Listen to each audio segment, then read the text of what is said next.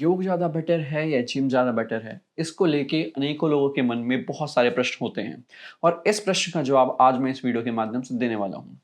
क्योंकि मेरे बहुत सारे दोस्त हैं, कुछ लोग ऐसे हैं जो जिम करना चाहते हैं, कुछ लोग ऐसे हैं जो योग करना चाहते हैं और इस सब के बीच में काफ़ी कन्फ्यूज़न क्रिएट हो जाता है कि योग ज़्यादा बेटर है या जिम ज़्यादा बेटर है। तो आज के इस वीडियो के माध्यम से मैं ये क्लियर करने वाला हूँ कि किसके लिए योग बना है, किसके लिए जिम बना है, किन लोगों को जिम से ज़्यादा फ़ायदा होगा और किन लोगों को योग से ज़्यादा फ़ायदा होगा। इस वीडियो को अंत तक देखेंगे तो आपको ये सारी चीज़ें क्लियर हो जाने वाली हैं। सबसे पहले हम ये जानने की कोशिश करते हैं कि जिम के क्या-क्या बेनिफिट हैं। सबसे पहली चीज़ जब हम जिम की बात करते हैं तो हम एक प्लेस की बात करते हैं जहाँ पे जाकर आप व्यायाम करते हैं, कोई एक्सरसाइज़ करते हैं, तो उस प्लेस को जिम कहते हैं। तो जिम एज़ इन एक एक्सरसाइज नहीं है बट उसके अंदर अलग-अलग तरीके की एक्सरसाइज की जाती है। परंतु जब हम जिम का नाम लेते हैं तो मोस्टली हम जिस चीज़ की बात करते हैं उसको बोलते हैं स्ट्रेंथ ट्रेनिंग या रेजिस्टेंस ट्रेनिंग। यहाँ पे क्या किया जाता है कि हमारी मसल को एक पावरफुल चीज़ के आगे प्रेज़ेंट किया जाता है। जैसे डंबल, जैसे मशीन। तो ऐसे में क्या होता है कि जो हमारा मसल है, हमारी मसल्स हैं, वो किसी ऐसे चीज़ के अगेंस्ट वर्क करती है जो कि उनसे बहुत ज़्यादा शक्तिशाली है, जो कि होते हैं वेट्स। तो ये आता है हमारा रेजिस्टेंस ट्रेनिंग में, यानी हमारी मसल्स किसी एक एक्शन को रेजिस्ट करने की कोशिश कर रही हैं। फॉर एग्ज़ाम्पल अगर आप पुशअप मार रहे हैं, तो आपकी बॉडी तुरंत गिर ना जाए ज़मीन पे, इससे रोकने के लिए बहुत सारी आपकी मसल्स काम कर रही होती हैं। तो अब मुझे लगता है आपको समझ में आ गया होगा कि जिम का मेन प्रिंसिपल क्या है? जिम का मेन प्रिंसिपल है स्ट्रेंथ ट्रेनिंग। अब जब आप स्ट्रेंथ ट्रेनिंग करते हैं तो उससे क्या बेनिफिट्स हैं? स्ट्रेंथ ट्रेनिंग के थ्रू आप अपनी मसल को हाइपरट्रॉफी पे लेके जाते हैं। हाइपरट्रॉफी का मतलब होता है कि वो एक्टिविटी जिससे आपकी मसल साइज में ज़्यादा बड़ी बनती है, ज़्यादा स्ट्रांग बनती है। इस प्रकार आप मसल्स को ज़्यादा ज़्यादा ग्रो करते हैं और ज़्यादा स्ट्रॉन्गर बनाते हैं और ज़्यादा स्ट्रॉन्गर मसल से क्या होता है कि आपकी बोन प्रोटेक्ट रहती है और इन टर्न आपके बहुत सारे बेनिफिट्स आते हैं, जैसे कि ये आपके दिमाग पर भी असर करता है, आपके यानी नर्वस सिस्टम पर काम करता है, आपके रेस्पिरेटरी सिस्टम या श्वसन तंत्र पे काम करता है, ऐसे ही आपके कार्डियोवास्कुलर सिस्टम पे काम करता है, यानी आपके दिल की धड़कन पर काम करता है और ऐसे बहुत सारी जगहों पर जिम काम करता है। तो इस प्रकार आप समझ गए होंगे कि ये जिम के क्या बेनिफिट्स हैं। अब हम बात करते हैं योग के क्या बेनिफिट्स हैं। जब हम योग की बात करते हैं तो योग काम करता है डिफरेंट प्रिंसिपल्स पे एज़ कंपेयर टू जिम। तो योग के अंदर हम काम करते हैं स्ट्रेचिंग पे भी और स्ट्रेंथ पे भी। जब स्ट्रेंथ की बात आती है तो स्ट्रेंथ की जब बात करते हैं तो जिम का प्रिंसिपल और योगा का प्रिंसिपल काफ़ी हद तक सिमिलर आता है स्ट्रेंथ के मामले में।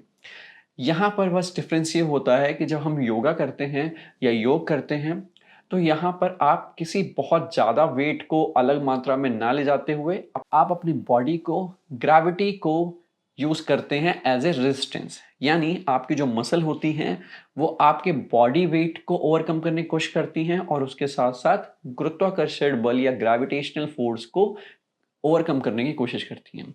इस प्रकार जब स्ट्रेंथ की बात आती है, तो जिम और योगा में ये डिफरेंस है कि जिम में जहाँ पे हम डंबल्स, बारबेल्स, मशीन्स का यूज़ करते हैं, वहीं पे योगा के अंदर हम मोस्टली या तो कई बार रेजिस्टेंस बैंड का यूज़ करते हैं या फिर हम प्योरली अपने बॉडी वेट का इस्तेमाल करते हैं।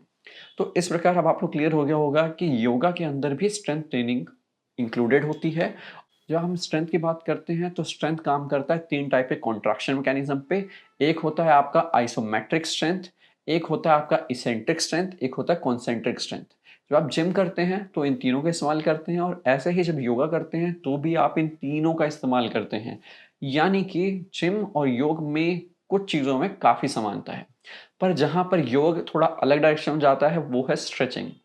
जो स्ट्रेचिंग होती है उससे हम क्या करते हैं अपनी मांसपेशियों को खोलने की कोशिश करते हैं। मांसपेशियों के खुलने की वजह से क्या होता है कि जो हमारे मसल्स होते हैं डिफरेंट, वो पूर्णतः सुचारू रूप से काम कर पाते हैं।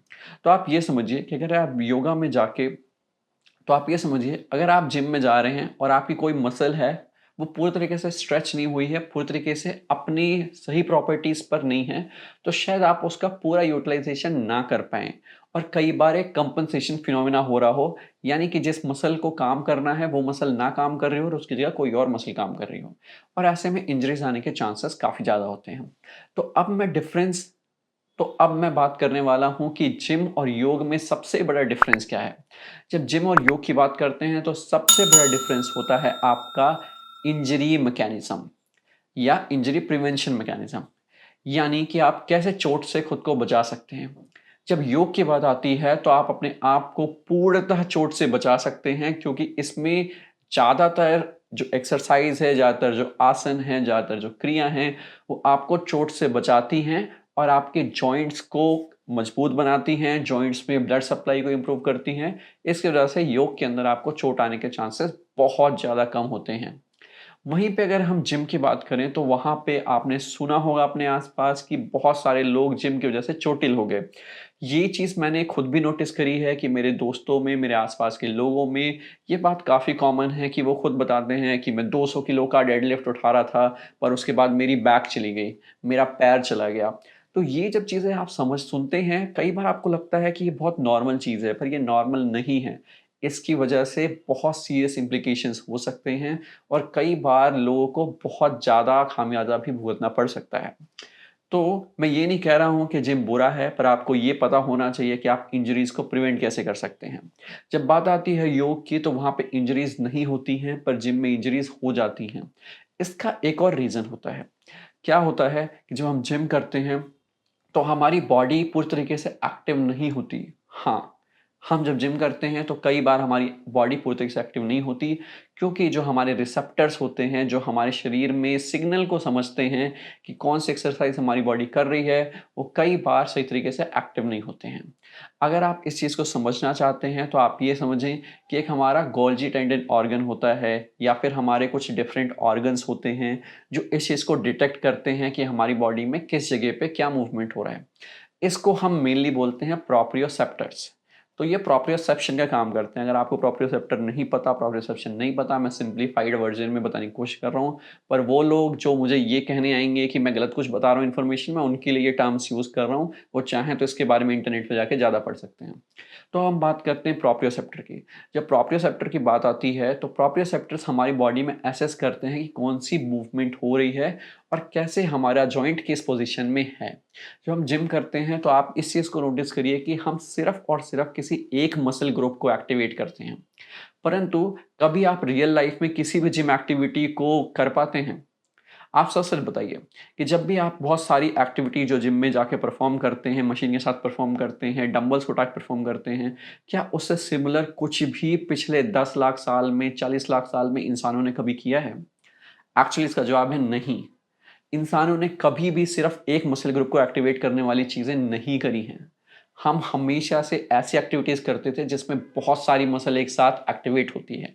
फॉर एग्ज़ाम्पल पुशअप्स, स्क्वाट्स, ऐसी बहुत सारी डिफरेंट एक्टिविटीज़ है जिसमें हम सारी मसल्स को बहुत सारी मसल्स को एक साथ यूज़ करते हैं और वो एक नेचुरल मूवमेंट होता है जिसकी वज़ह से मनुष्य जीते आए हैं आज तक।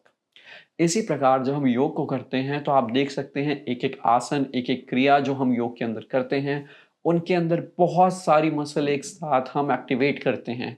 इसका मतलब ये है कि ये भी एक ज़्यादा सक्रिय ऑप्शन है जिसके अंदर हमारे प्रोप्रियोसेप्टर बॉडी के पूरे तरीके से एक्टिवेट होते हैं। हमारी पूरी बॉडी को एक साथ पता चल रहा होता है कि हम किस एक्टिविटी को परफ़ॉर्म कर रहे हैं।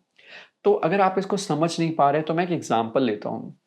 जैसे आपने बहुत सारे लोगों को देखा होगा, मोशन सिकनेस होती है या फिर जब वो कार में बैठते हैं या किसी बस में बैठते हैं तो उनको कई बार वॉमिटिंग की सेंसेशन होती है या नौजिया हो जाता है, वो कई बार उल्टी करने वाले होते हैं, पेट खराब हो जाता है, ऐसे बहुत सारे सिम्टम्स उनके साथ होते हैं। इसका रीज़न क्या है? इसका रीज़न ये है कि जो उनके कान हैं, जो कि बैलेंस के लिए काम आते हैं, कान के अंदर कुछ तरल पदार्थ होता है, कुछ फ्लूइड होता है, जो इस चीज़ को देखता है कि हम किस तरीके से मूवमेंट कर रहे हैं। तो जो कान से उनको सिग्नल आता है अपने ब्रेन में, फिर जो आई से सिग्नल आता है उनके ब्रेन में, यानी उनकी बॉडी को दिख रहा होता है कि वो कुछ चल रहे हैं, पर कान को पता नहीं चलता कि वो वॉक कर रहे हैं या नहीं कर रहे। फिर जो पैर से जो सेंसेशन आती है, पैर से जो सिग्नल आता है ब्रेन में, ये तीनों सिग्नल आपस में मैच नहीं होते और इसकी वजह से वॉमिटिंग की प्रॉब्लम आती है। उसी प्रकार जब आप जिम में जाते हैं, तो जिम में भी कई बार ये सिग्नल्स का मिसमैच होता है हमारी बॉडी के साथ। इसकी वजह से इंजरीज़ आना जिम में बहुत कॉमन होता है। कोई बोलेगा कि मेरी बैक चली गई है, कोई बोलेगा मेरे नीज़ चले गए हैं, बट ये चीज़ें इंजरीज़ हैं एक्चुअली, जो कई बार गंभीर भी हो सकते हैं। परंतु योग में आप बहुत ही रेयर कभी सुनेंगे कि ऐसी कोई इंजरी हुई। योग में क्योंकि मैं पिछले 15 साल से हूँ, तो इस वजह से मैं आपको बता सकता हूँ कि हाँ, बहुत हज़ार में शायद एक कोई केस हो जहाँ पे इंजरी हो, और जनरली वो इंजरी भी होती तभी है जब ब्रेन का जो सिग्नल है वो कट हो जाता है ड्यू टू बहुत एक्सेसिव बैक बेंड। तो क्या होता है कि यहाँ पे कुछ नसें होती हैं वो दब जाती हैं, अगर आप बहुत ज़्यादा एक्सेसिव गर्दन को पीछे करते हैं तभी ऐसा होता है, और ऐसा जनरली होता भी नहीं है। यानी योग इंजरी से बचाने के लिए बहुत महत्वपूर्ण है। अब हम बात करते हैं योग के और क्या फ़ायदे हैं। जब हम बात करते हैं योग के और क्या फ़ायदे हैं, तो उसके अंदर एक और चीज़ आती है हमारी, वो है हमारी स्ट्रेंथ ट्रेनिंग। यानी क्या हम योग के माध्यम से अपनी मसल को स्ट्रॉन्ग कर सकते हैं जितना हम जिम के अंदर कर सकते हैं? इसका आंसर मैं सिंपली दूँगा नहीं। जिम के अंदर जो स्ट्रेंथ हम गेन कर सकते हैं, जो हो सकता है हम कट्स बॉडी में गेन कर सकते हैं, यानी हमारी जो मसल का फैट है बहुत कम हो जाएगा, मसल मास बहुत ज़्यादा बढ़ जाएगा। वो गेन्स लगभग योग में ला पाना काफ़ी मुश्किल है। योग में लाने के लिए हमें योग के अंदर भी डंबल्स को यूज़ करना पड़ेगा, जो कि योग के जो सिद्धांत है उसके विपरीत जाता है।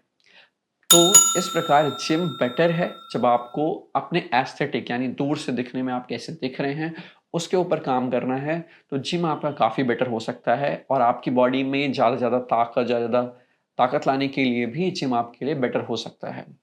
परंतु क्या इसका मतलब है कि योग के माध्यम से ये कर पाना मुश्किल है या नामुमकिन है? नहीं, योग के माध्यम से भी ऐसा किया जा सकता है।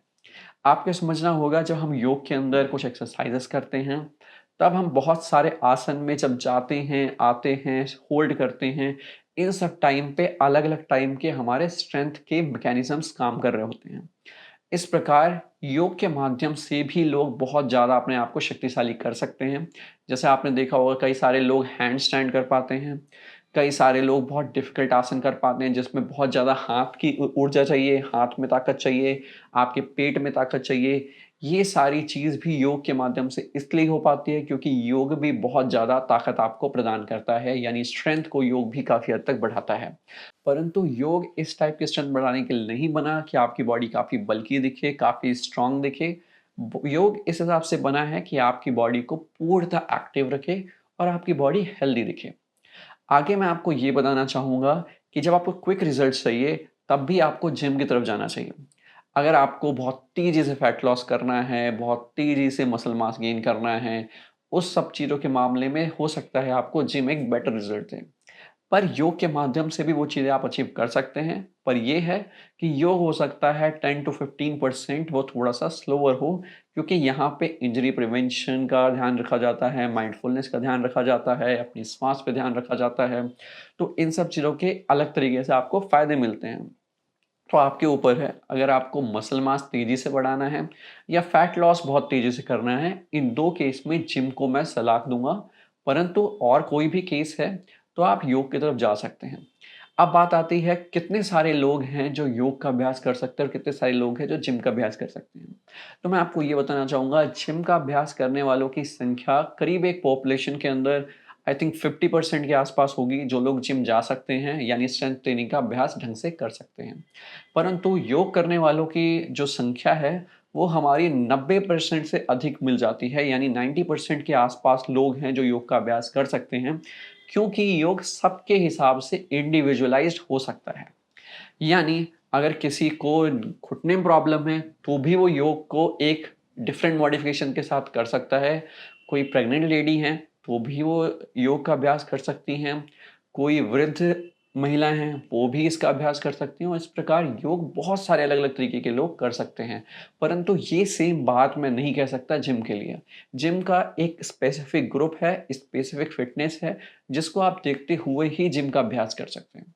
तो इस प्रकार मैं ये कहना चाहूँगा, जिम भी काफ़ी अच्छा है, जिम के भी अनेकों बेनिफिट्स हैं, और कई बार जिम काफ़ी हद तक आपको क्विक रिज़ल्ट देता है। आपको एस्थेटिक गेन्स यानी आप दिखने में किस तरीके से इस चीज़ का अपना फ़ायदा उठा सकते हैं, उस सब मामलों में आपके लिए बहुत बेनिफिशियल हो जाता है जिम।